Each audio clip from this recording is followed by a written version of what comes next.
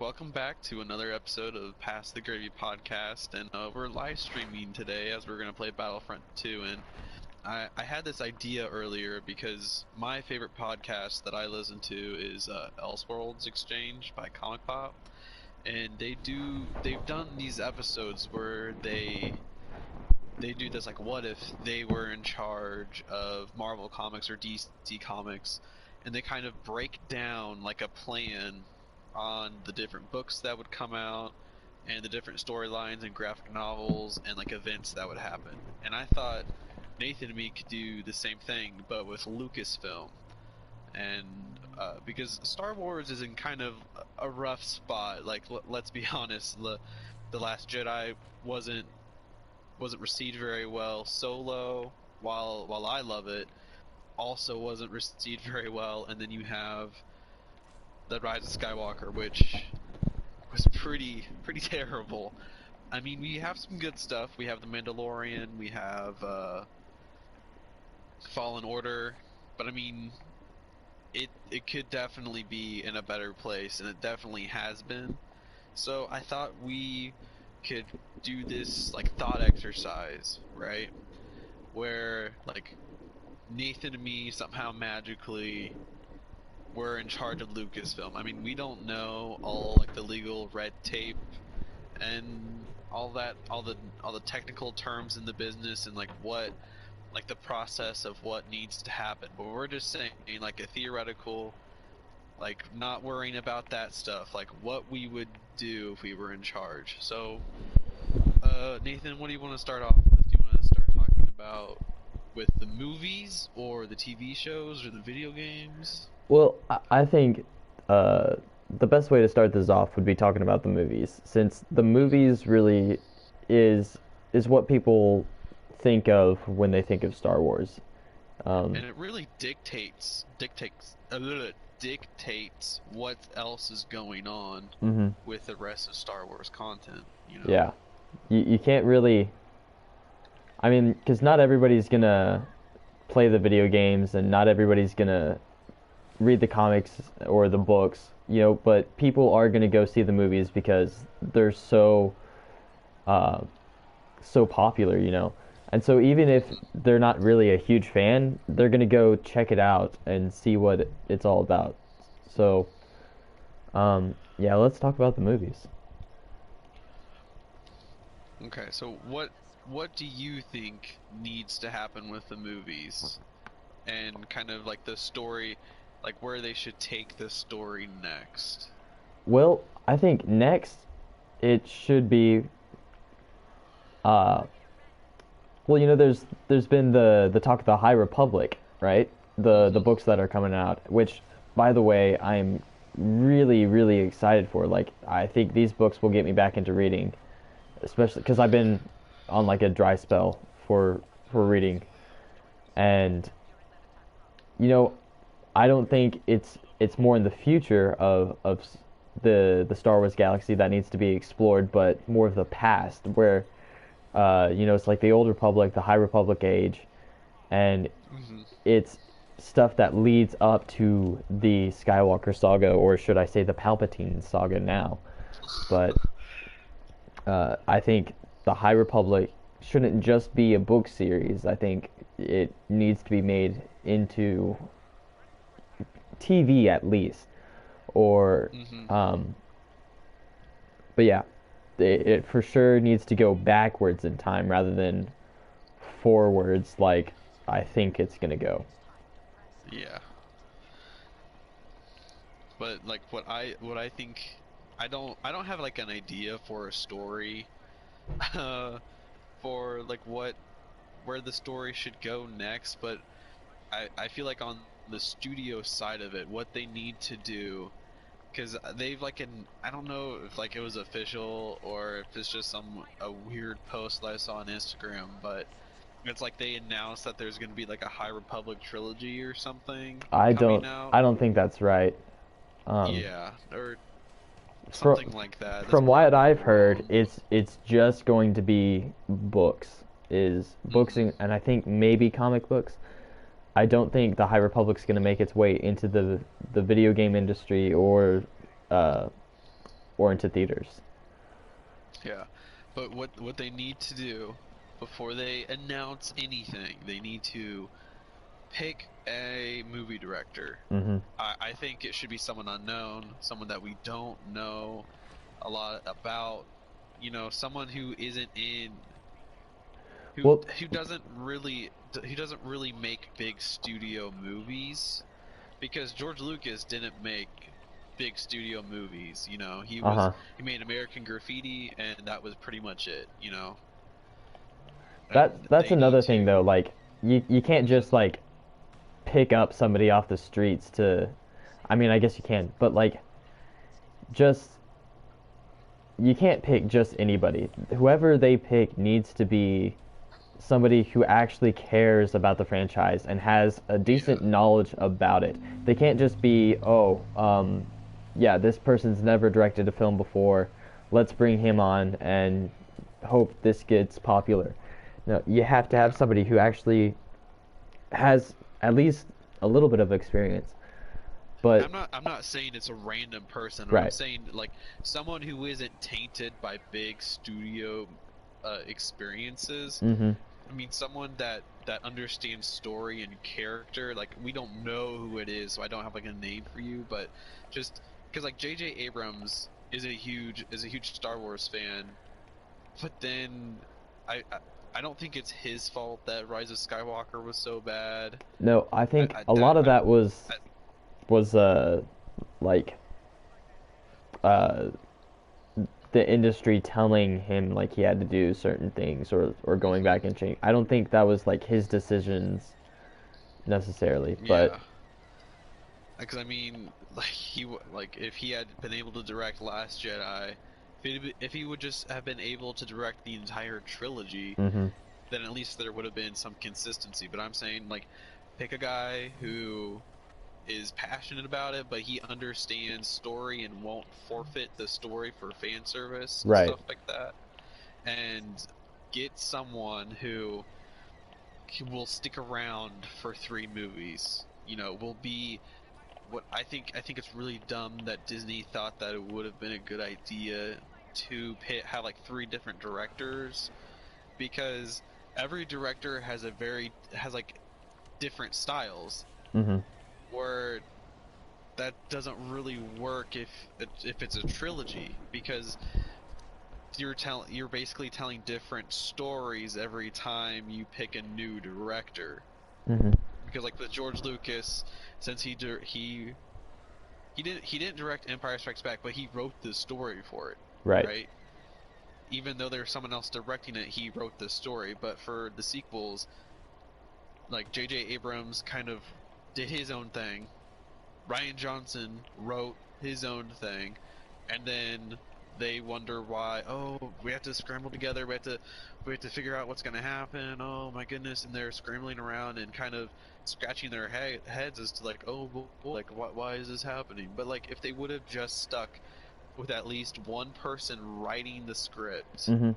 Or at and least the just had a story. plan like Hmm. from the beginning of what they wanted from this trilogy rather than going in and being like, okay, let's give this movie to this director and this director and this director, and then you guys just have at it. Do whatever you want with it. Yeah, that's really dumb. I don't But know and why they thought they could get away with that. I also think that we need a good like 5 years, three to 5 years, until we see another Star Wars movie in theaters, Hmm. if not longer, just to one, kind of build back the fan base through the games and the cartoons, Hmm. and also we don't want people to get tired of seeing Star Wars. You know, Mm. we don't want people be like, oh my gosh, there's another one. It's like, oh, it's like, oh well, we have to go see it again. Like, kind of how like we were feeling before, like with the Marvel movies, Yeah. where it's like, oh my gosh, it's like there's another one. I was like, because even people like my family, they're like, oh my gosh, there's another Spider-Man. Like, that doesn't make like people don't, unless you're into it like we are, then your people aren't gonna really understand why. Like, oh, why is there a new Spider-Man? I liked the old one, or but just give it a while, let people rest. Hmm.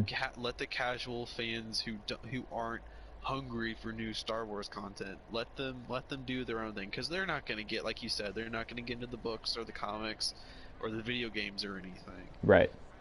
But the people who are hungry for it and do want that content will seek it out and then try to find it and will consume the content. Hmm.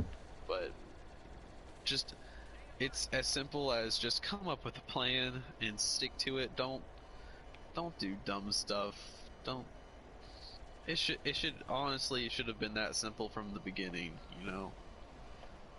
Because like even with like Lord of the Rings, Peter Jackson, like with the help of like Fran Welsh and a couple other writers, they sat down, they wrote all of the movies, and then he directed all of them. So it has a consistent style and pacing. Hmm. You know, just do the same thing. It honestly shouldn't be that complicated. No, You know, it but it really shouldn't. I mean that's all I have to say for the movie bit. But Um, let's see. I had something to say, but I forgot what it was. do you want me to tell you about my cartoon idea? Sure, let's go Because for it. that's the one that I put the most thought into. So I think it would be good, and because Clone Wars is ending, and because Rebels has ended, and I don't even know what's going on with the Resistance. I haven't watched any of that. I watched like the first 10 minutes of the first episode, and I was like, no, this, because it looks like crap. The voice acting was really weird. Hmm. I was like, okay, no, I can't watch this. This sucks. But anyways, I think just that they should make a cartoon, because Clone Wars doesn't redeem the prequels, but it certainly makes the story better. Mm, yeah. Because it improves on Anakin's character, and improves on like kind of informs us more about the clone troopers and their relationship to the clone and to the Jedi, and we kind of get to see smaller characters take bigger leading roles in certain episodes. And I think it would be a really good idea if they did the same thing but made a cartoon set in the sequels. And what my big idea for this, because they're kind of doing this in the comic books, where it's like it's about the fall of Ben Solo. Hmm. Like it takes place. I don't know what the timeline is for when Ben Solo turns to the dark side and everything, but I just said 10 years in my notes, but like Ben Solo is the main character, and it's kind of about like him leaving Leia and Han, and it's just kind of about Luke training him and about Luke's new order. Like we get to see the new Jedi Temple and kind of how the New Republic operates, and to get some more explanation about how that works, because it's never clearly stated in the movies on what the role of the New Republic is. Because like what were they doing to try to prevent the rise of the First Order? Like what's their deal? Because we never get told that, we never get shown it, and it's frankly it's a load of, it's really lazy and it's a load of crap. But in this show, we'll be able to see Ben Solo going on adventures, kind of seeing what his relationship with Luke was like, Hmm. and and we'll have like new original characters come in, because if it's a new Jedi Order, then we have to have these new Jedi characters, and also learn what the Knights of Ren are, Hmm. and just watch what the First Order comes from, and kind of how it develops and grows, because we're not really told how that works either. I mean, you'd be pretty hard pressed to try to find something in books, like even in Lost Stars. the one Imperial cadet is like I don't know if he like stole old Imperial blueprints, but they like started building new ships or something. I don't exactly remember, but just explain to us how it works and just I mean, I really want to say I want Dave Filoni to be the one to develop this, but I don't know. And honestly, I think like if we were in charge, I think raising Dave Filoni's position to like as like the head of uh as the head of Star Wars like TV, I Hmm. think that would be pretty good. I don't know if that's his position right now because from what it looks like, it's just like he writes and helps direct Star Wars TV shows. But I think it'd be good if he was the head of like the creative decisions made on Star Wars television. Hmm. And in the cartoon, we would get to see more about what has happened between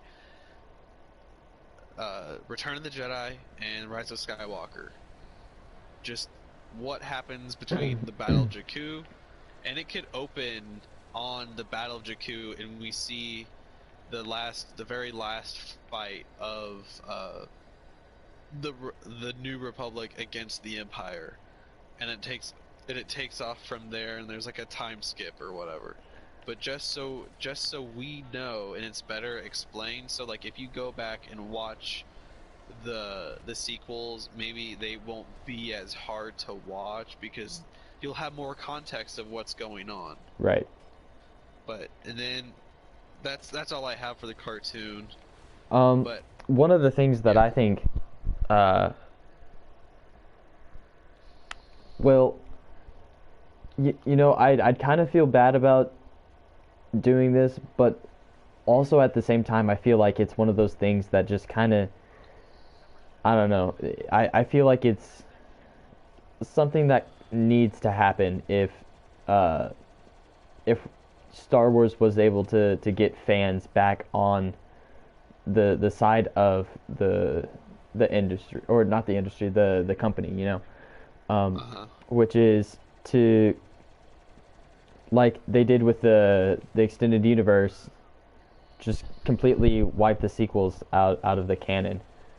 Um, Oh, and you can see why I would feel bad about that, but at the same time, yeah. I'm a firm believer that um, the stuff that came out, it just it doesn't go well together with the rest of Star Wars and itself It's as a not very high trilogy. quality. Yeah, and I feel like it's definitely not what Star Wars deserves. Mm-hmm. I feel like Star Wars is being probably the biggest franchise in the history of cinema, needs to be consistent in coming out with quality content and not content that Mm-hmm. contradicts itself like the sequels did. So I feel like the sequels would be wiped out from the canon, and then we don't have a show, well, I guess, like set in between the originals and the sequels. But I mean, you Mm-hmm. you probably could have a show set there, but like I said with the Just more movies, about like Luke. yeah. And if you did that, it could just be more about Luke and the New Republic and the New Jedi Order, and it can kind of be like Thrawn's trilogy, you Mhm. know?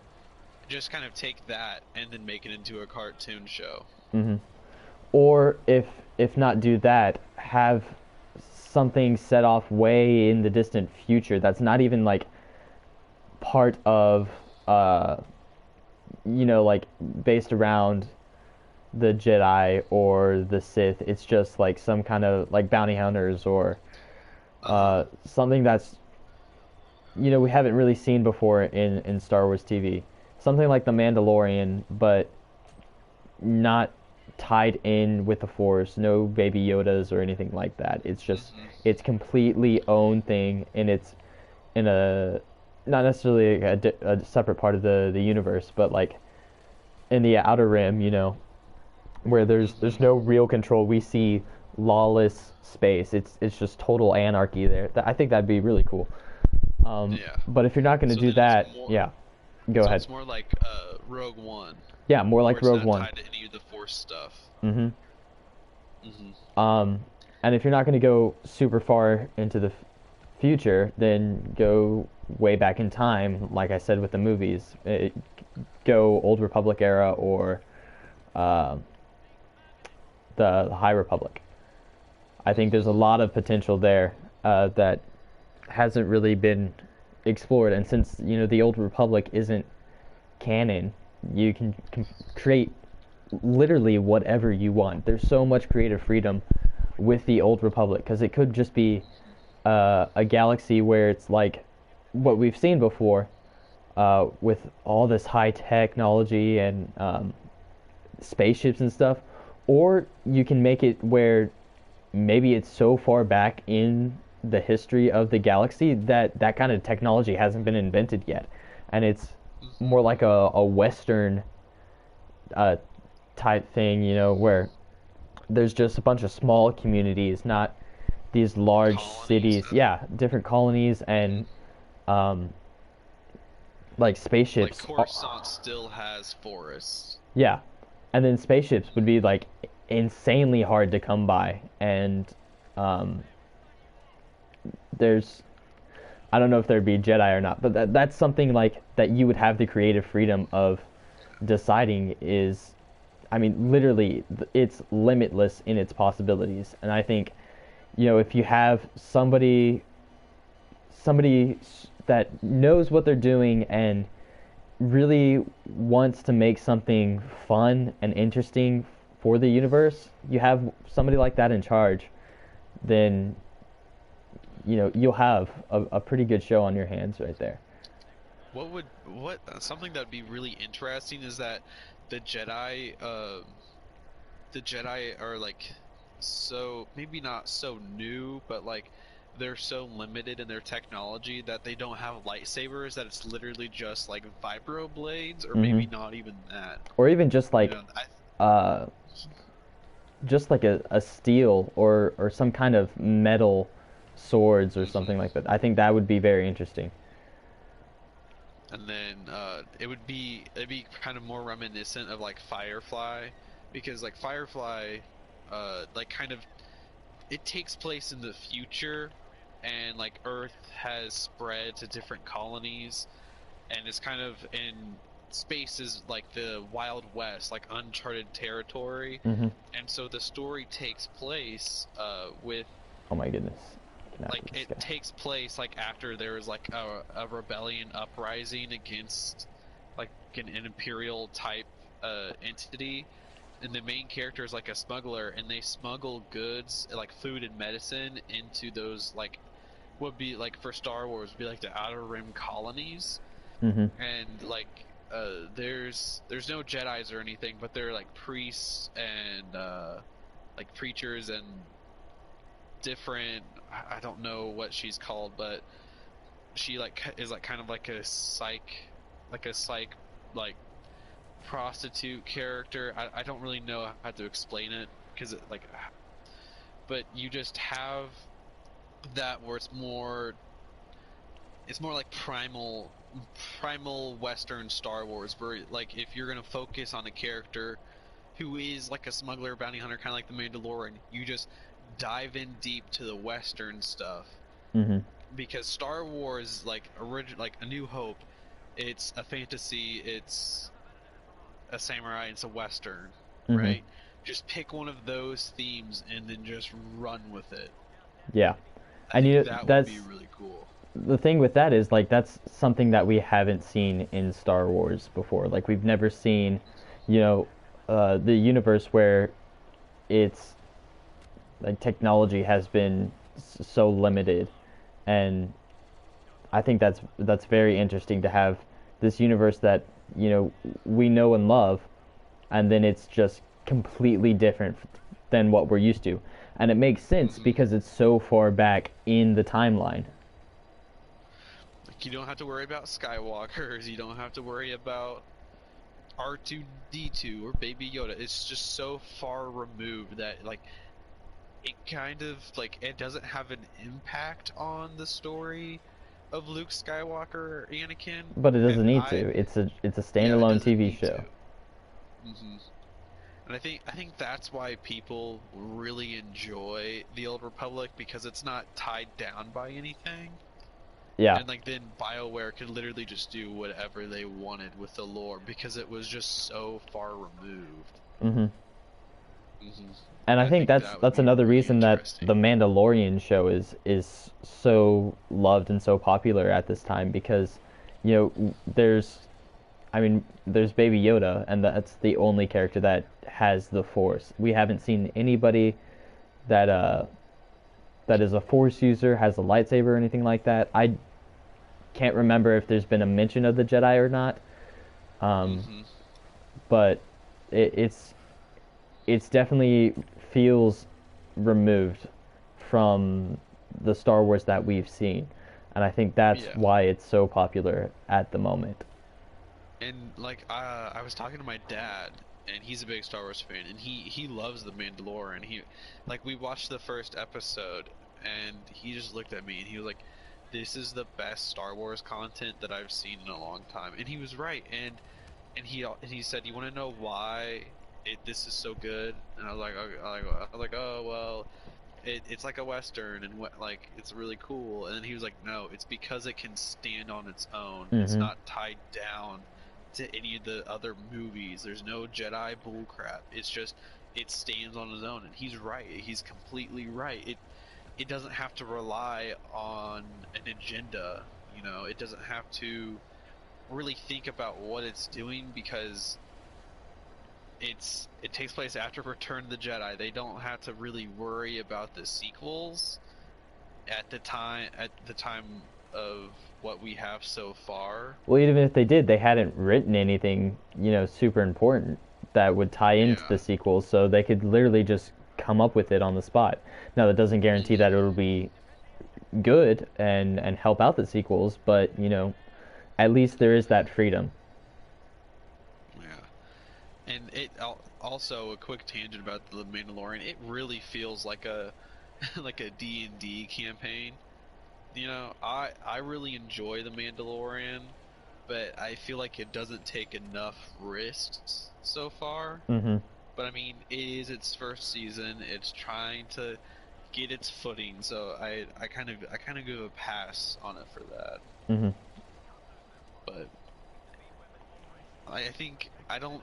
I wish we kind of knew what was going on with Mandalorian. Like, are they just going to keep trying to make as many seasons as possible, or is it a set story? There's going to be like 3 seasons, and after the story is told, they're going to cancel the show. I hope it's like I that wish. because I don't want it to be just a constant run on. I don't want it to beat itself to death. What I Yeah. want for that show is to do its time, to be considered one of the best, uh, some of the best Star Wars content that we've ever gotten so far, and to end, and then just be remembered as a masterpiece. See, I'm hoping that it will be like that, but I mean, in this weird exercise that we're doing, we are in charge, so I'd be like, hey, like John Favreau is the one writing it, right? Hmm.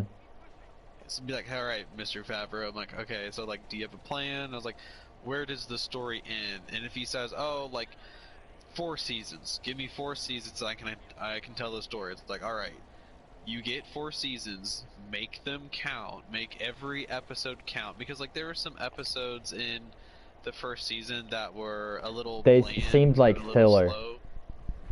Yeah, they felt like filler. I was like, you'll have how many episodes are in the first season? It's like 10 episodes. I thought there was 8. Okay, actually, yeah, I think you're right. It's 8. Like you need to make every episode count, and if you can't do that, then I'm gonna shorten the amount of seasons you have, because that's when like the Clone Wars was faced with cancellation quite a bit, and that's when they made their best stuff. Hmm. So it's like if you go to Favreau, and he's been in this business for a long time, like he's been with Marvel, he's been with Star Wars, like he knows kind of the game. He's Yeah. like, and if you put those restraints, like you have this much, you have 2 more seasons. Tell your story. Like he'll be like, okay, I know what I need to do. I already have this story set in mind. I'm gonna pursue that. Right. And then it'll be like you said, it'll be remembered as one of the greatest some of the greatest Star Wars content ever. And then after that show ends, I feel like there always needs to be some type of TV show that's taken more seriously. Because like if you have a cartoon, it'll be mostly kids, and you'll have some parents watch it. Mm-hmm.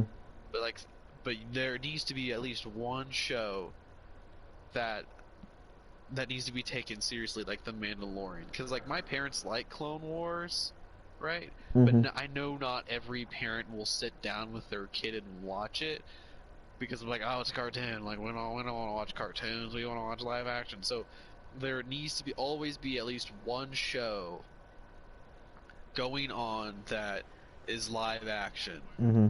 And I feel like it can only be one show at a time, just so we don't oversaturate it.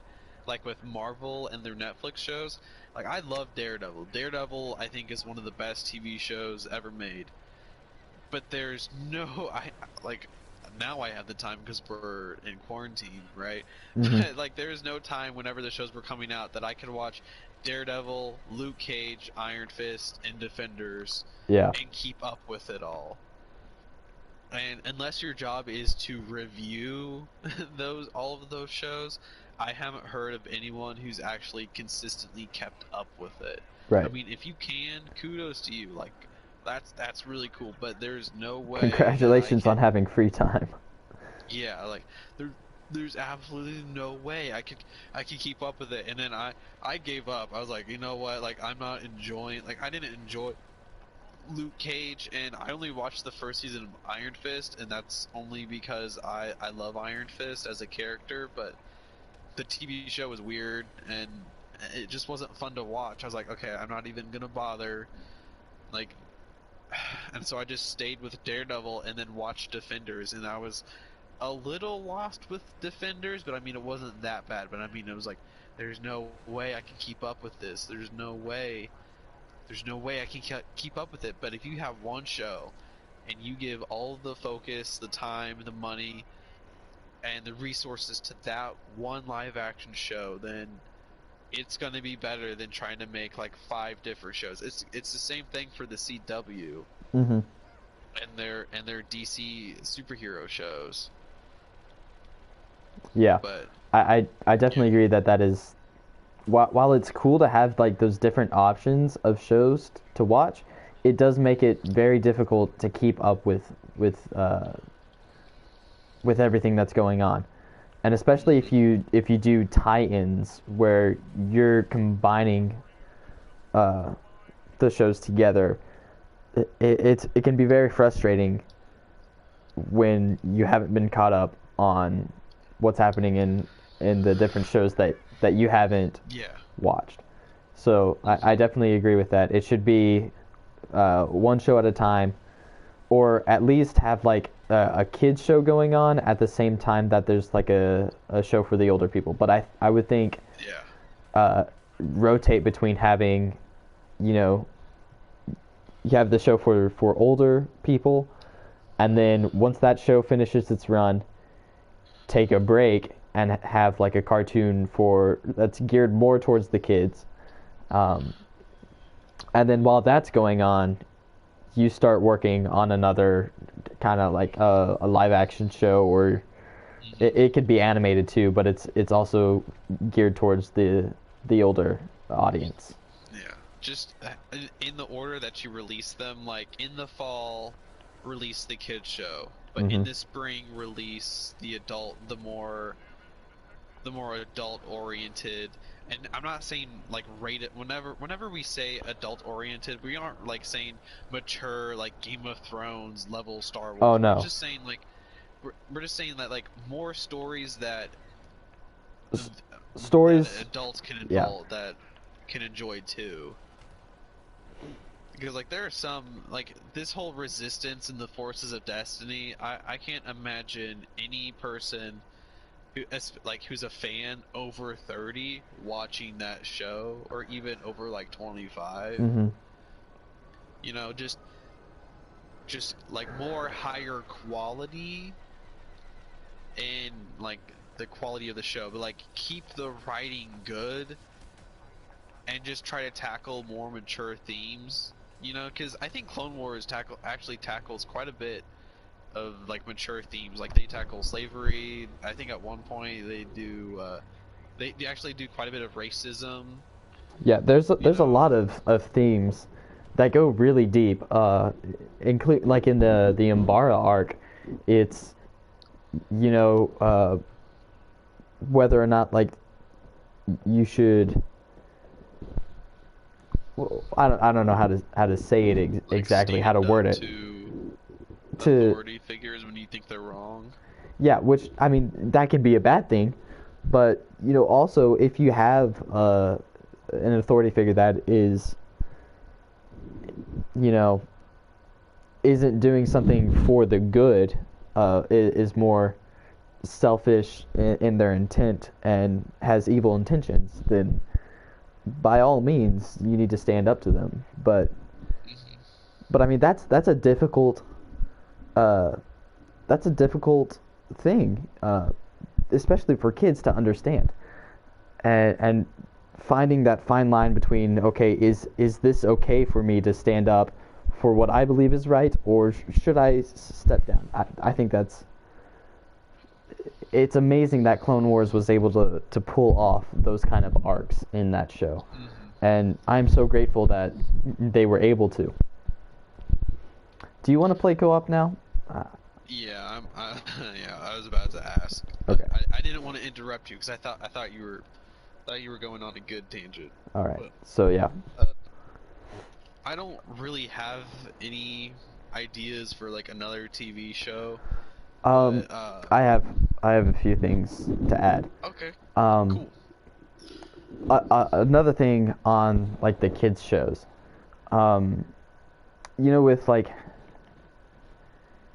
I kind of think that the shows shouldn't necessarily like be focused around like main characters in the saga, especially like if it's going to be more kiddish. It definitely needs to veer away from those characters that the older people have established such a big love for. And if you have this super childish content that makes this character who has been fully developed in the movies and brings them down into this figure that kids can look up to, that kind of ruins the character for the older people. Um, Yeah, so I think that, I mean, needs to like, be completely original. and there's some cases I believe that you can use main characters that we've seen in the movies, because I mean Clone Wars did a great job of doing that. But then you have like Rebels, which is its own unique squad of the rebel cells. And while I think it wasn't the best content that we've seen in Star Wars, it was definitely had its moments that were great and with characters that we haven't seen before. And I think that's another thing that is important, is to have those other stories. That way we're not beating a dead bush and using the same characters over and over and over again. We're having new unique characters that people can fall in love with, and that's just more people to relate to I in mean, this it's also universe. just to have different perspectives too. Yeah. Not just to only see the war from the Jedi or the villain's point of view, but just to see it from the foot soldiers' point of view. I think that's one of the things that Clone Wars captured the essence of so well, is just kind of seeing what this war means to the clones. And Mm-hmm. even in the, I can't remember the name of the episode, but it's the one where Rex gets sniped and they find Oh, the rogue yeah. clone. You see the galaxy from their point of view, from the just a simple farmer's point of view, you know. Mhm. And even these past couple episodes with the sisters, I don't like. I really They're really underwhelming, but you also get to see their perspective. Like they see like the Jedi, like, oh well, they're Mhm. just those crazy religious people, you know, they're not helping me out, and I think that's interesting. And just like I said, to have different perspectives of what's going on in the conflicts of the Star Wars, just to see how the little guy reacts to like these humongous battles going on, and Mhm. the the politics of what's going on, and how it's affecting their day-to-day life when they're just trying to make ends meet. I think that's really interesting. Oh yeah, for sure. And that's one of the things I kind of feel that the Clone Wars right now is going for, is to get not only those fans back that witnessed the Clone Wars from the beginning, but also getting those kids who weren't able to watch the show at that time, just because they probably weren't born at that time, but to get those newer kids involved in it as well. And I think that's why we're not seeing these huge, epic, and more mature episodes in the Clone Wars at this moment. I think it's partly to bring in some new fans. Yeah, but I don't have anything else for TV or cartoons, but I think I said this when we recorded one of our other podcasts, but if they're not going to take the sequels out of the canon, I really want a TV show just based around Maz Kanata. Just oh yeah, because yeah, yeah, we've talked about this before. Maz Kanata is such an interesting character, I think, and I would absolutely love to see just the different types of nonsense that she would get into, and I think that would be a really fun show. I mean, instead of doing like a Kylo Ren cartoon, like I was saying, you could just do that, and it would be more of a And that could be like more a independent family, yeah, stories. that could be like a family show too. Like the kids could watch it, and I think the parents would have a blast watching it too. Yeah, that I think that would be, like they could have arcs where she goes on an adventure with Han Solo, and like she like makes really like she makes Chewbacca uncomfortable because she calls him her boyfriend. Like, and there's like different adventures, and like maybe she gives Han Solo like a relationship advice with Leia, and like maybe she does meet a young Ben Solo, and like she has like a moment, she's like, I've seen these eyes before, or whatever. She says weird cryptic stuff that doesn't make any sense, and then like, man, why are you saying that weird stuff? She's like, oh, just that's just who I am. Like she says something else that's just as crazy, you Hmm. know. Yeah. I feel like Also, that'd be a great idea. I would really love to get like, so like there's Saving Private Ryan is one of the best World War II movies in cinema. And they also came out with two TV shows that kind of went alongside Saving Private Ryan, which was Band of Brothers and The Pacific. And Hmm. those shows are, I mean, I already really love watching World War II movies and stuff like that. But, you know, uh, the TV shows really uh, were really interesting to me, and just to see like how the wars went back in that time is just such an Hmm. interesting thing to me. I've said that a lot, but the Umbara arc in the Clone Wars, we kind of saw like a glimpse at like trench warfare, and I think, and in Solo too, there was a little bit where like Han Solo's has like those World War One Yeah. kind of It's like feel. the Mud Troopers or whatever. Yeah, I thought that was really cool, and I wanted to see more of that in the movie. but we didn't see much of that at all. But I think a World War I, World War II-esque TV show geared towards adults would be very interesting. You could have it take place in uh, the age of the rebellion, or in the Clone Wars. But if it was in the Clone Wars, it'd be more geared like towards the clones and everything like Clone Wars is. But I think, if you had one TV show based around the rebels and then another TV show based around the stormtroopers and the Empire, I think that would be very cool. And don't have Leia or Han Solo or Luke in the show at all, but it's just the troopers. So we see different points of view from the troopers who are actually on the battlefield. Kind of like, it's like Star Wars Battlefront as a TV show, and I think that would be very interesting.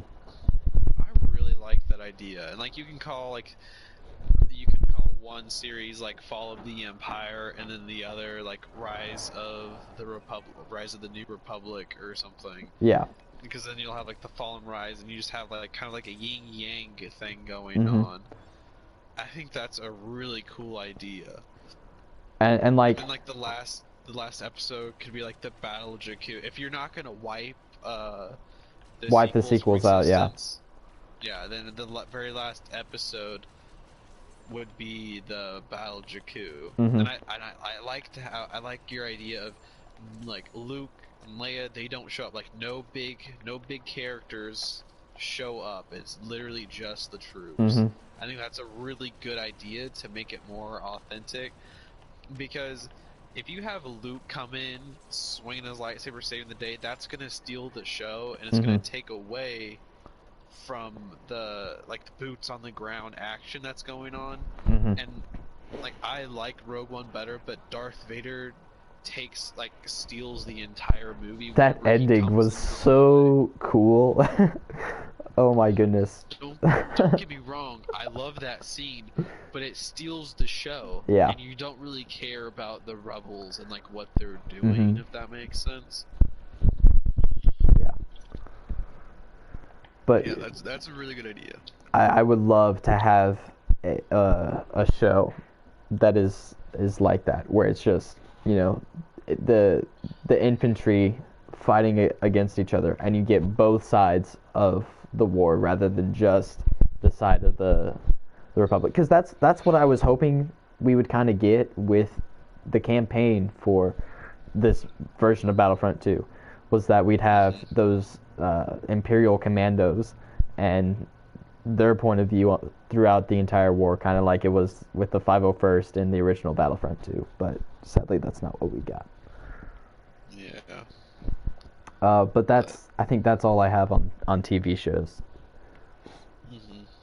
So for next is video games, and I think the biggest thing for me is the Battlefront series. Like the original Battlefront 2 is like my second favorite video game of all time. And I love this new Battlefront 2. It's really good. It's really dug itself out of the hole that it was buried in. Oh yeah. But it could definitely use more content. So I either have two suggestions.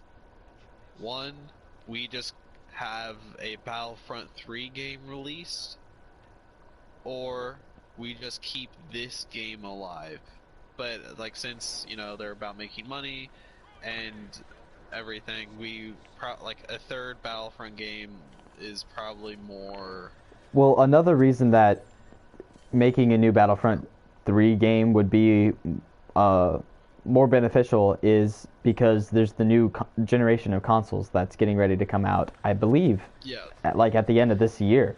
So, it'd make a whole lot of sense to have a new Battlefront come out using the new technology that's getting ready to come out in the next generation of consoles. And honestly, that would be awesome. Like, imagine the graphics are already amazing in this game. So imagine that being bumped up to PC level with the next generation of consoles, and then That's crazy. being That's able, crazy to think about. yeah, it would be absolutely amazing. And then if they take their time and release the game with uh, maybe not necessarily what I would call um, a finished game, but where it's got a a good base for the game to be released. Now, I'm not saying go ahead and like have this game released with 3 maps for each trilogy, or Yeah. but like it has to Kind of have like how this game was. it has to have a really really good foundation with lots of content already, like what you would consider as a finished game. But then once you have it released, keep on adding to that content. And I think if they did that, they would have the best Star Wars game to date. So But yeah, go ahead. What's your ideas? Sorry. my idea for Battlefront 3 is, so you have the 2 EA games, right? Mm-hmm. You take that content, just move it over, and then let me look at my notes, because I actually spent quite a bit of time this morning and yesterday morning writing stuff down. Just make sure you don't get kicked for inactivity. Okay. Just keep the smooth gameplay and keep the maps and the stuff that we have so far, right? Mm-hmm. But add, like, okay, so just get the classic Battlefront maps from Pandemic's games, get those and just reskin them and make them look beautiful like these maps do. Let's be honest, these maps are absolutely stunning. Mm-hmm. Like you said, the graphics are amazing, but just get those classic maps, because everybody is nostalgic. Like if you loved the original Battlefront 2 game, I guarantee if it looked with these graphics, you would already have nostalgia for the map, Mm-hmm. but just to see it look like pretty much near real life, you know how excited the fans of the classic games would be, because I know I would be. Oh yeah, and absolutely pumped. Those maps, like, they were pretty big, and they were well designed too. Yeah, like I could play all of those maps over and over and over again and not get bored of those maps. Whereas like, well, except for Coruscant, like the Jedi Temple one, I feel like got a little bit annoying at times just because it was such a small map. But I mean, you could put in, you could have a Coruscant map where one of them is the Jedi Temple, and then one of them is like in the city. Yeah, because that's actually one of my ideas that I have written down. Mm-hmm. But yeah, continue. So you get all of those classic maps, right? But this, like, I have some different ideas for more maps. Literally just like Coruscant, a city map.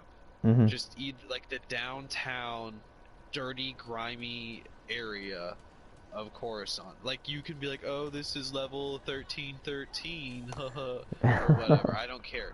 Just make it look dirty, grimy, sci-fi, cyberpunk, and just have like the Republic and the Separatists fighting down there. You know how awesome that would be? Like the only light is literally coming from neon signs. Mm-hmm. That would be cool. And like from the blaster bolts, that would be so freaking cool. Then you have, we've talked about this before, but my idea for a Christophsis map is just like these skyscrapers that you have to like zip line to. Yes, that would be awesome. You also have the ability to destroy like a skyscraper. Like if you do enough damage to the base, it will just completely crumble. That would be so epic. That would be just. Can you imagine you're ziplining and you thought the next, and then like going to capture a command post in the building, And then and it it just falls down. falls. That would be amazing. I don't know. That would be really freaking cool. But then my next idea is Umbara, which I think we've also talked about this before. Just have the twin trenches, and it would just be clones versus the locals, like in the show. Mm-hmm.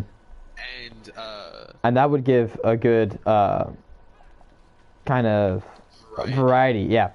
Because sometimes playing as the droids can be a little boring, and then you have the Umbarans there, and I think that what the heck was that? But if you have the Umbarans there, it could be a whole lot more fun getting to play as somebody that's different and unique from the battle droids. And also, I had an idea specifically for this map. There's the scene in the Umbara arc where the 501st fights Obi-Wan's Legion of Clones. There'd be a game mode that would be both sides of the clones fighting each other. That would be cool. Just so it would be like a little more tense, because you couldn't really trust if someone was on your team or not. Mm-hmm. But that would just be for this map. And then I'm trying to get to a safe spot. But my next big idea would just be a droid factory. I think that would be so cool. Like, you're just running on like these conveyor belts and stuff. Conveyor belts, and you have to worry about things dropping down on you or getting stuck in a pot that's gonna get filled full of lava and stuff like that. And just the stress of being in the factory. I think it'd work better as like a I think that would be better at thing. No, I think that would be better as like a team deathmatch mode, because like I wouldn't really want the droid factory map to be gigantic. Yeah. I think that serves better as a much smaller map for smaller game modes, just because there are so many different traps and things that can be used in that. Like literally one wrong move and then you just fall off the map. Mm-hmm. It would be a pain in the butt, but I think it would be really fun to play. Imagine it would also be tense. Imagine like Wipeout in Star Wars, but it's just set place in the droid factory. That would be hilarious.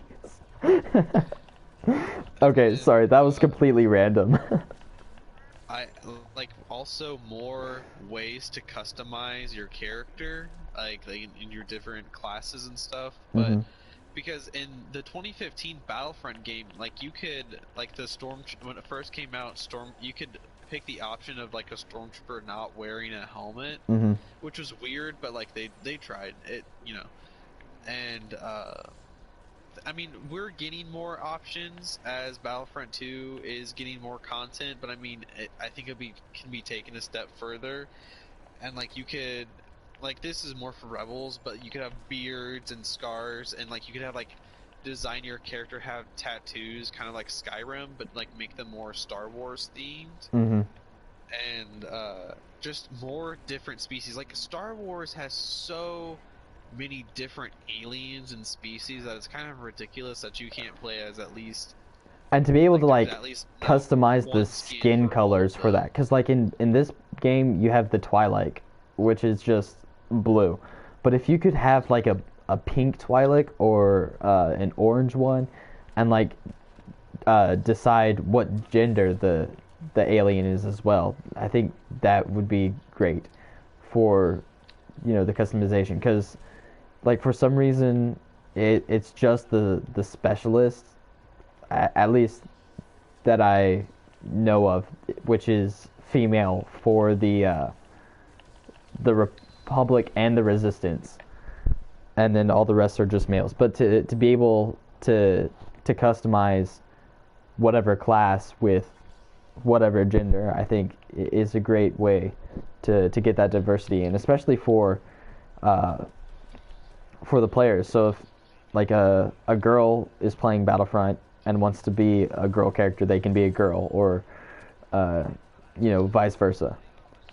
If you want to catfish people into helping you out more, you can pick your skin as a girl. I don't know. Exactly. But Exactly. but for the thing that I've really put a lot of thought into is the clone troopers customization, Mm-hmm. because I think it'd be really cool if at the beginning of the game, like whenever you're just given, you can either pick between phase 1 or phase 2, Mm-hmm. and you're given a blank slate, and you have these different marking ideas. Like you can have like the arrow on the top, like above the visor, or like you can have like a visor. Does that make sense? Kind of Mm-hmm. like Commander Cody, or you could have the little like antenna thing, Or the like Captain backpack. Rex. The backpack, that was also another idea that I had, is backpacks and bandoliers, because Commander Gree has like a bandolier, and I think that's really cool. And then just to like choose between like having like if you can have a skirt or like a shield thing, kind of like Captain Rex does, like that Yeah. shoulder shield. And then having like you could put tally marks on the side of your helmet, kind of like Captain Rex. Or you could have like something in Aberish, like the Star Wars language, written on the side of your Yeah. helmet. I know a lot of people would like want to write penis in Aberish on the side of their helmet, but one of that like nobody would know unless you actually knew how to like write in Aberish. Or just to have like a handprint, Like Echo. like Echo, like just, or to have claw marks, or to have the Republic symbol. You know how cool that would be? You're just given a blank slate, Mm-hmm. and you're literally just able to customize it however you want. I think that would be really cool, and everybody would look so distinct. Yeah. And with the graphics for like a PS5, it would look awesome. Mhm. And like the character models in the game, for the most part, look pretty good. And I love being able to customize my characters. Like in Skyrim, I spend a lot of time just meticulously going through and kind of designing what my character will look like. Mhm. One of And the things. even for Oh, like go ahead. Yeah. even for like stormtroopers, like you can decide if you want a backpack or like the shoulder or the chest shield or like a bandolier, Mhm. just to be able to customize it just that step further. Mhm. One of the things that I think would have to be done with the clones, just so like there's not like this huge giant variety of like different colors on the battlefield, is like have certain colors set for certain maps. So like Coruscant would be red because you have the Coruscant guards, right? Yeah. And then Kashyyyk would be green, and so like the paint color would be green for all the clones on Kashyyyk, and then on Coruscant would be red. Umbara would be blue for the 501st, and so everything uh, is a set color for the set map. That way, there's not this huge difference in colors, and so like if whatever color you chose in the customization process, you'd be able to see it uh, in like arcade mode or something. But if you're playing like online, then you have the set colors. That way it's kind of canonized and not super confusing to the eyes. Yeah. Um, Also, but if like it's not as if I have there's this oh yeah, idea that it wouldn't be like a big deal, but just to like be able to, like, if Josh, you, me, and David, like, we could make, like, this would be like our squad, and like you and your friends could make that's like a name for your squad, and kind of like a set color and like a set like tattoo or marking. I feel like that would be really cool, that's a cool idea. just So to distinguish yourself. yeah, so that's a great idea. I really like that. So that way, I think the whole set color thing still like stays place. But like if you have a squad, I think there you can make an exception. But if you're like just playing solo, then you have that set coloration. But Mhm. I really like that idea. wouldn't that be cool if like different legions and squad like I don't think there should be a number limit. I think maybe like what's the highest you can get on a party account? Like is it like 16 or something? It's like 6 or 8. 6 or 8. Like yeah, you have 6 or 8 friends. You guys don't all have to be playing at the same time, but like wouldn't that be interesting if like like different teams started to form Mm-hmm. of like who was the stronger like legion or squad. And then yeah, Can you it imagine could be like Call of like Duty where you have back? those different the clans, I think is what it is in Call of Duty. But you know, you have like rankings between them and stuff. That would be really cool. And just have like different like squad wars going on. Like you like imagine like a wolf pack, like one be called like the wolf pack, kind of like in Clone Wars versus like I don't know the Rancors or something that like in like you just have this distinct rivalry of like you see them on the battlefield. Okay, I'm gonna go for that guy because he's in this whatever in this class or squad or Mm-hmm. legion or something. You know, I think that would be really cool just to add a different layer to the game. Mm-hmm. But I think at one point in Battlefront 2 there was going to be a like a rival system or something like that where uh, if if you had if you got killed by a person so many times, then you would be able to like always see their position on the map, and so you could hunt them, like seek them out and try and kill them yourself. Or if there was just like a constant fight between you two, you could I don't know exactly how this would work, but like set up a 1v1 for the two of you or something like that. But that would be a little more difficult, I feel, to pull off. But definitely being able to see those people that keep killing you over and over and over again on the map at all times, I think that would be a really cool feature to have. yeah, but that's all I have for Battlefront for like if a Battlefront 3 was coming. Also, just add more heroes. Mm-hmm. And you know how we were talking the other night, and we're like, should there be a timer on the heroes like in the original? I feel like my opinion is gonna be a little controversial, but I think there should only be one hero and one villain being played at a time. Mm-hmm. Because once you get to a certain point, you're pretty much unstoppable in this game if you play as like a hero. Like if you get enough of the right star cards, and if you're skilled enough, you're pretty much unstoppable if you play as that character. And like in the original Battlefront games, the hero could be the difference between winning or losing, but it should. But like honestly, I think it's ridiculous that Darth Maul and Count Dooku and the Emperor can all be in the same room and just demolishing everyone. I think that's ridiculous. I think it should be limited to one hero and one villain. And also, you can kind of rally behind those heroes more. Mm-hmm. Not be like, oh well, there's another Darth Maul just running around again. It's like, all right, that's the hero for the map, and he's obviously done the work to be able to play as the hero. It's like, okay, he knows what he's doing. Let's follow him. Mm-hmm. You know? And not just so you don't have, just so you don't get ganged up on, with 5 different heroes coming at you. I think that's one of my biggest pet peeves of playing online. Is that, like, at any moment you could just be ganged up on by Obi-Wan, Anakin, and then it's like, okay, it's over. Like, why am I even playing if I'm just gonna get ganged up on by these stupid heroes that are overpowered? Mm-hmm. I like that idea, but instead of just one hero per side, I think 2 heroes per side is more of a reasonable thing. Because that way, because if you have these huge game modes with like 60 people per team, that's going to be, I feel, kind of annoying if you're not able to go the round with a hero. So I think one of the things that could be done in order to make it more fair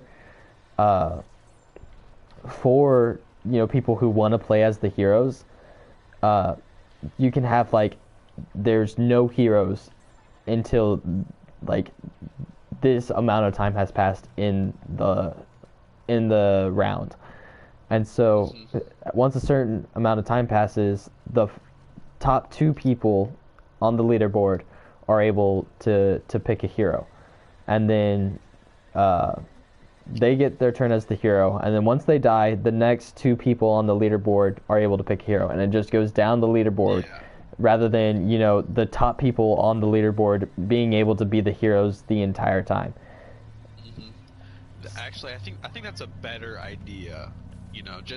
And also there'd be more competition, like, to be the heroes. If you really wanted to, then you would try harder to get better at the game, so you could be at the top of near or at the top of the leaderboard, so you'd have a better chance of playing as a hero. I think that's a really good idea. Yeah, and plus I don't really like the battle point system in this game, just because like anybody can be a hero if they have the battle points for it, but it doesn't feel earned necessarily, so I feel like in that case, especially if like you're a specialist and you just keep doing the thing, like, the officer, the officer command. The officer, and you just kind of stand in the back and you just do your little reinforcements boost where you get most of the battle points that are being earned.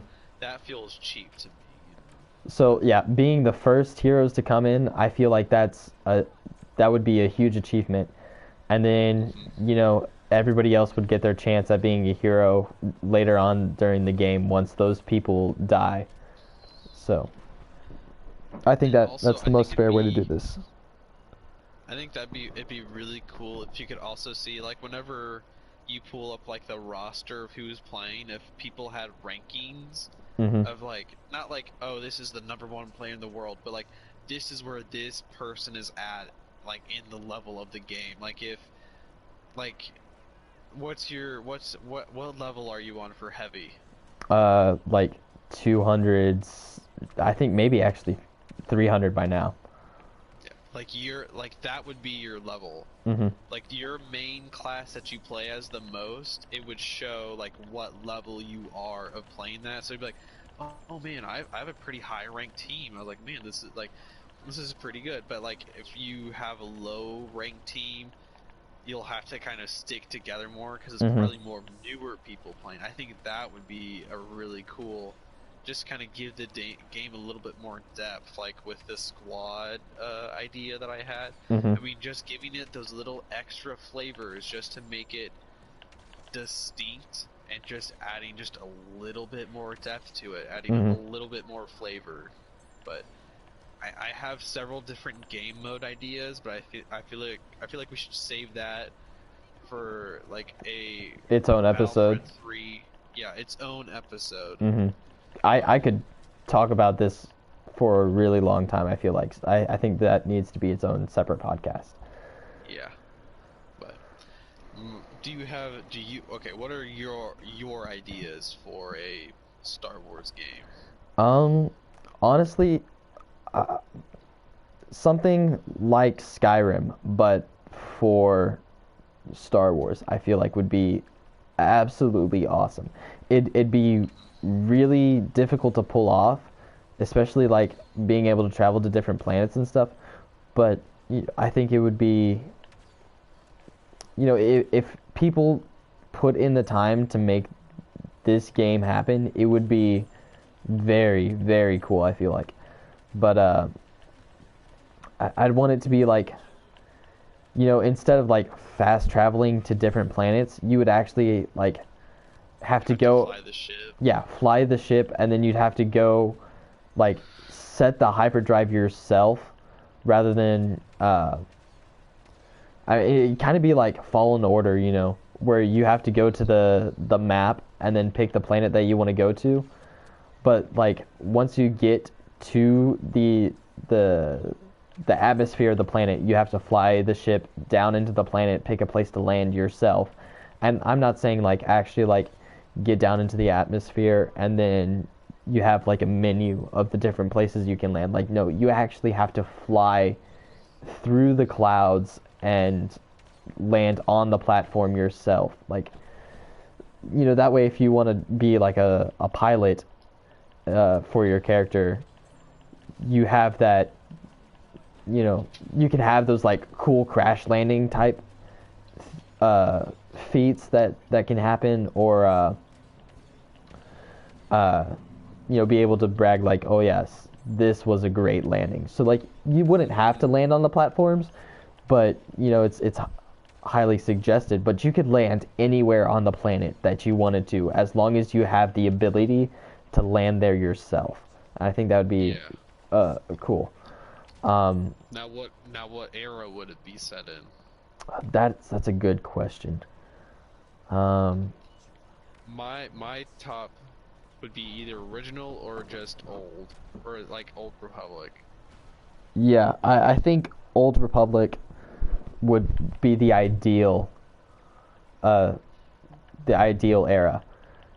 Just because there's a lot of creative freedom there, and what happens there doesn't have to match with the movies. It can just completely stand on its own. Mm-hmm. And it can truly be your story. That's one of the things like that I like so much about the Old Republic game is that you have that kind of freedom to, you can go to whatever planets you want in any order, and then there's just so many different creative freedoms that you have, and you basically just, while there is still like a set story, you're able to make it for the most part what you want out of it, and then you can but have like a class system kind of like Skyrim does, where you can choose to be like a Jedi, or you can be a smuggler, or a bounty hunter, or just like an infantry trooper or something if you want, and then have different stories based around those. Like each class has a different story that you can discover. That is all its unique and own story, which would take a really long time to develop, but would make the game so much better and would really make it a video game that people would be playing for years and years to come, because there's just so many different options. People are still playing Skyrim, and every day more people start playing Skyrim, because it's a game that is it feels limitless, because there is so much content, because like if you get on Twitch, like it's one of the suggestions, or like one of the things that you can actually choose from, because so many people are still playing it, you know. Like I'm probably gonna play it the minute it downloads onto my PS4, But that was one of my ideas that I actually wrote down, was Skyrim but Star Wars. And like, just imagine all the different races, like kind of like we were talking about, like customizing your character for Battlefront, but like you can play as like a Nautilus and have like the different perks of like, oh, you can breathe underwater, you maybe have more charisma, or like just being able to make your dream Star Wars character, and then playing out a story that is specifically that feels your own, that like you have a part to play in the galaxy. That would be really cool. And I feel like this period of time that we live in, I feel like would be the best time for a video game like this to be made. And sure, it would take years to make such a diverse game, but the payoff that you would get from spending the amount of money you would developing this game and the amount of time would, I don't think it would compare to how much you would profit, not only in money, but in the effect that game would have on the fan base. Exactly. I think it would definitely become, I don't think any game would compare to the game that we've been talking about. But yeah, if they go that route where it's, you have these different classes and then each class has its own separate story, I think that would be the game to end all games. Yeah, the game to end all games, but It would definitely be a lot of work, but I feel the payoff would be well worth it. definitely. But I don't know. I I haven't finished Fallen Order. Uh, I love the story so far. I'm not good with the game mechanics because I'm also just not I'm not very good at video games, But like I don't- like is it are they going to make a Fallen Order sequel? I maybe. Hey, do you want to quit out of this and do a different era? Sure, yeah. Okay, I'm gonna quit out. Uh, but yeah, I think they're doing a Jedi Fallen Order sequel. I think that's the plan. Because I mean, I also think it would be cool kind of taking some different inspiration from the past games that I love, like do another like kind of game kind of like Fallen Order where it's kind of like Force Unleashed, but do it from like the perspective of someone with a blaster, kind of like the Dash Rendar. Yeah, that would be Uh, cool. what game is it that Dash Rendar is the main character of? Shoot, is it? It's on the tip of my tongue. Is it?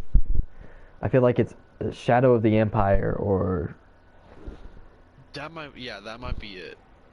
I think that's what it is.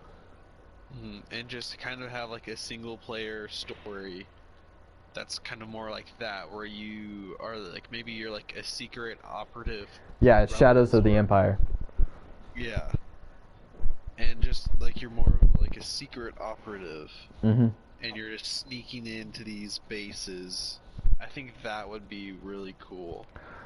Oh, Because I mean, because in almost every Star Wars game, the main character is someone with a lightsaber. mm-hmm. Also, another Republic Commandos game. Oh yeah, for sure. That first game is so cool. I haven't played it, but I really, really want to. I just haven't found a way that I'd be able to play it, without getting a PC or buying uh, a new console. But I really want to play it. It's it's really it's intense, but it's so much fun. I think besides the original Battlefront 2, I think it's the best Star Wars shooter game that's come out. Hmm. I think that's all I have on Star Wars games. So, Yeah, is that? that's all I have too. Because I don't really know what other genres like besides like strategy games. Hmm. I mean, those have already kind of been done before, and I don't really know how you would try to reinvent the wheel that time. Hmm. And with the new Lego Star Wars game coming out, you can't really ask for another new Lego Star Wars game at the moment. Yeah, but So what else? What else can we talk about? we've talked about movies, TV, talking about games. One of my biggest pet peeves about the Star Wars franchise is that there's only like one or two books that are actually worth reading. Hmm. And Claudia Gray is the woman who's been writing some of the best Star Wars books. Here recently, like Lost Stars, she wrote Master and Apprentice, which I heard is supposed to be really good. It's about Obi-Wan and Qui-Gon Jinn. We need more authors that can write really good Star Wars books, because I mean, you know how many times as a kid I was like, well, I'm tired of reading Harry Potter and Percy Jackson. I was like, I want a Star Wars book. And then picking up a Star Wars book and it being really crappy. You know how disappointing that was? Yeah. Like, get more authors that that can write good stories and just be like, all right, here you get this character, write about his or her adventures with a storyline, Mm-hmm. like Claudia Gray, where she kind of like writes these. She doesn't like write like a series of books, but she does these independent books that are have a more focused story, and they're not really worried about setting up a sequel or anything. Mm-hmm. I think Lost Stars was kind of trying to set up Force Awakens a little bit, but I mean, if you weren't paying that close of attention, then you probably wouldn't have caught on to that, you know. Yeah. But I don't know. I haven't been reading a lot of like newer books, so I don't know any authors besides Claudia Gray I think who one of the could, right? yeah. Um, and I definitely don't know any of the authors other than her because you know I'm not really into reading that much. But I did read Lost Stars, and I remember really, really enjoying that book. And Mm-hmm. honestly, I'm excited for these High Republic books to come out. And I think the more we stray away from the characters such as like Luke and Han and Leia and Lando, all these characters that we've seen in the movies, I think the better the content is gonna be. I really like the idea of the High Republic books, and then I think you know with Lost Stars, it's completely new cast of characters. Like those are characters that we haven't seen in the movies, we haven't seen in the TV shows. They've never been mentioned before, and that is Mm-hmm. probably one of the best Star Wars books out there. And so I feel like Yeah. that's more of the approach that needs to be taken with these books. They need to be more standalone adventures that don't tie in with the movies. And then that way, you know, the casual fans who aren't going to read the books aren't missing out on anything because they didn't read the books. I think that yeah, like that's one of the things that I really hate about the Disney Star Wars movies. Like, if you don't read like the Rogue One books, then you're kind of going to be lost a little bit. That's, or at least that's what I've heard from the people who do read the books.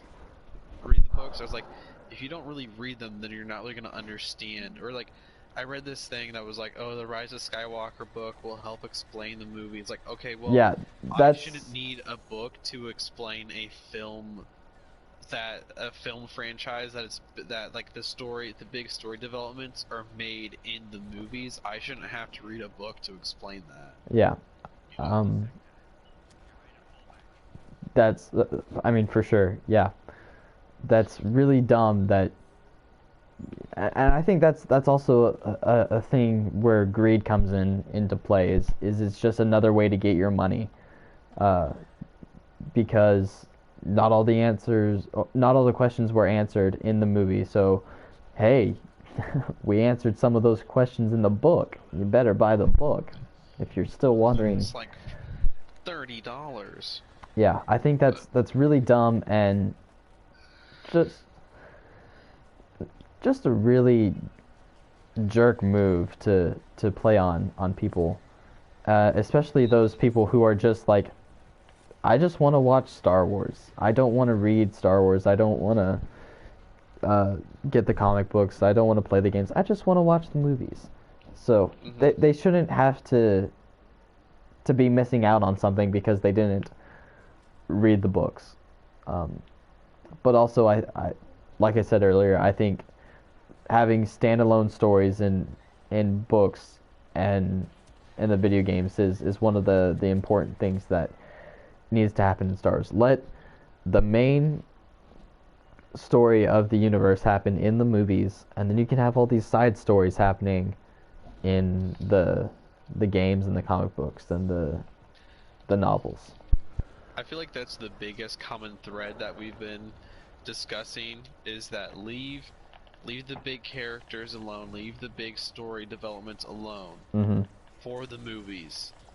Everything else you can do in the books, the comics, the TV shows, and everything else. You know, leave the big boy toys for the older kids, and if I don't know why I was using that analogy. It was kind of dumb, but like leave the big stuff for the movies, you know. Mhm. But I don't have anything else, so.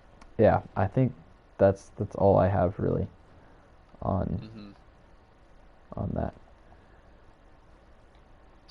So do you want to go ahead and wrap up the show or what? Yeah. I think that's all we can talk about without like going into new kind of podcast territory where we're just going on a rant of what Battlefront 3 would be or the next Star Wars RPG should be and what we would do with the books and the movies and stuff.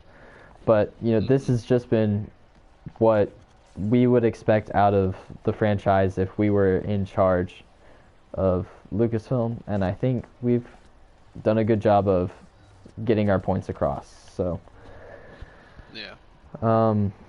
Man, that sucked. I just died as Anakin, but all right. I think that's all we have for this episode. So until next time. All right.